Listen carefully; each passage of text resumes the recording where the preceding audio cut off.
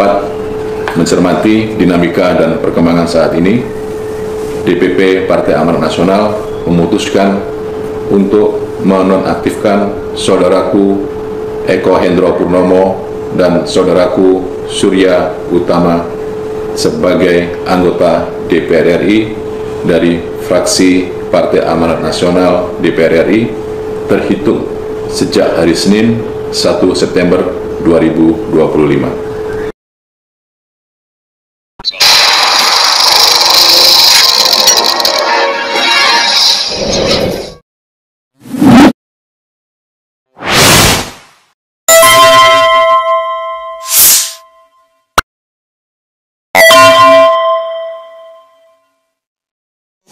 Assalamualaikum warahmatullahi wabarakatuh. Pemirsa, PAN ikut-ikutan ya.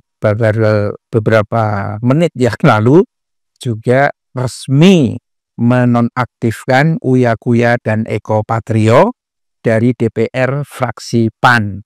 Artinya masih di PAN Uya Kuya sama Eko Patrio itu, cuma mungkin tidak di DPR lagi.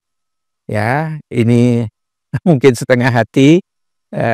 Uya Kuya dan Eko Patrio kan mungkin sudah banyak duitnya gitu kan. PAN kasihan juga ya disimpan itu. Tetapi apakah hanya Uya Kuya dan Eko Patrio saja yang dinonaktifkan dari PAN? Gimana dengan Zulhas? Zulhas ini kan juga kalau ngomong menyakitkan rakyat. Berkali-kali dalam berbagai kesempatan.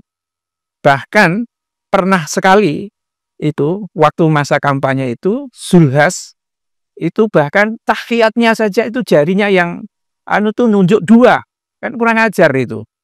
Ikut dinonaktifkan nggak dari PAN atau dipecat? Ini kan ngakunya PAN ini adalah partai yang lahir dari reformasi. Betul itu, PAN itu saat itu dibawa oleh Amin Rais. Tetapi Amin Rais tidak pernah berkuasa, ya kalah pertarungannya dengan PDIP.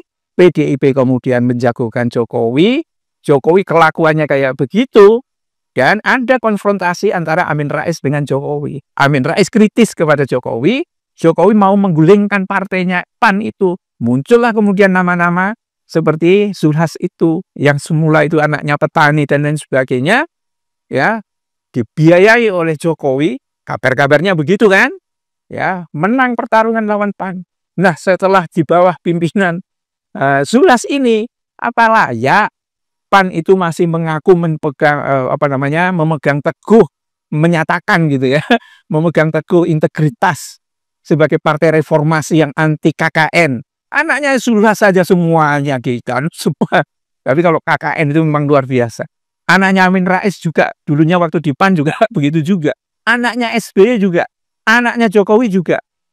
Anaknya Prabowo enggak, tapi ponakan-ponakannya. Jadi semuanya memang kacau partai-partai politik ini, dan inilah yang memicu kemarahan publik.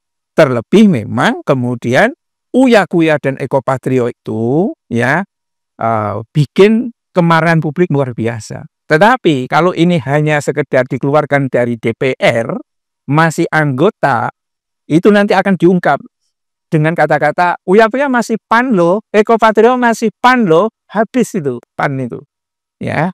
Tidak tahu, karena orang yang biasanya makan dari uang harap, apakah maling menggunakan secara salah kekuasaan yang ada padanya dan seterusnya, itu biasanya kepekaannya terhadap suara rakyat itu nggak ada. Lihat aja pejabat semua, baik di eksekutif maupun di legislatif maupun di yudikatif, sama semua. Ya, karena rasa kemanusiaannya hilang. Blegernya aja, mukanya aja masih muka manusia, tapi mungkin wataknya, jiwanya sudah berubah, bahkan mungkin lebih buruk dari binatang. Itu kalau menggunakan alegori di dalam Al-Quran, itu kayak begitu. Ya, dan memang akhirnya Uya Kuya mungkin tidak menduga reaksi publik seperti itu. Ada kejadian pemirsa, ketika Uya Kuya itu sedang menunggu boarding gitu kan di bandara, entah bandara mana, kayaknya bukan Cengkareng deh. Ya, itu disapa orang saja. Itu ketakutan Uya Kuya itu, dan wajar kemungkinan memang takut. Eko Patrio juga takut.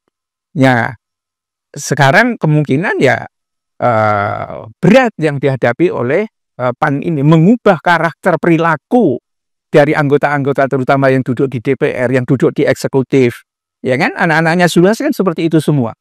Pernah dalam satu adegan itu anak Zulhas itu sengaja moto satu cap kopi apa-apa gitu kan, untuk menutupi gambar Ka'bah. Kan kurang ajar banget itu.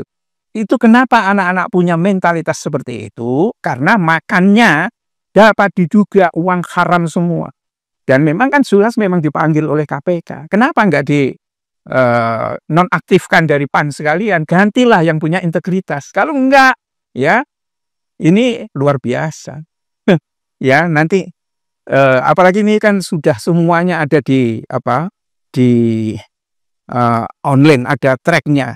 Nanti itu tingkat kemarahan publik, apalagi dengan ekonomi yang kayaknya tidak akan lebih baik di bawah Prabowo ini. Prabowo tidak punya kemampuan untuk menjaga wibawa, karena kebijakannya itu malah membuat rakyat itu makin frustrasi.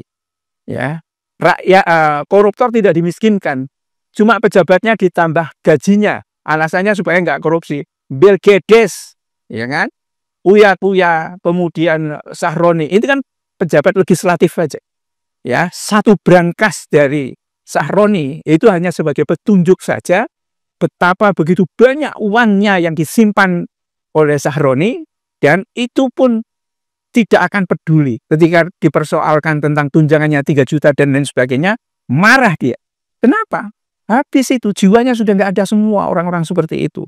Ya, nggak tahu ini. Ya, tampaknya antisipasi partai politik yang dilakukan oleh beberapa partai politik ini tidak akan segera menurunkan kemarahan publik, ya, apalagi tidak ada kebijakan dari Prabowo secara memadai. Itu akan menghancurkan mereka semua.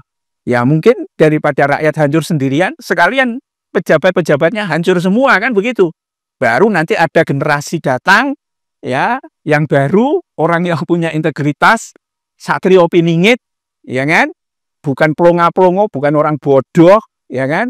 Ternyata kan anggota-anggota DPR itu hanya lulusan SMA, ya, parah. Doktornya itu dokter apaan? Itu dari Sahroni aja ketahuan. SMP ijazahnya nilainya 66 semua. Itu mungkin karena kasihan aja sekolahnya ngasih nilai itu.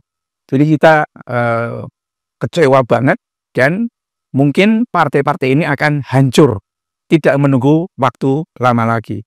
Billahi taufiq wal hidayah. Assalamualaikum warahmatullahi wabarakatuh.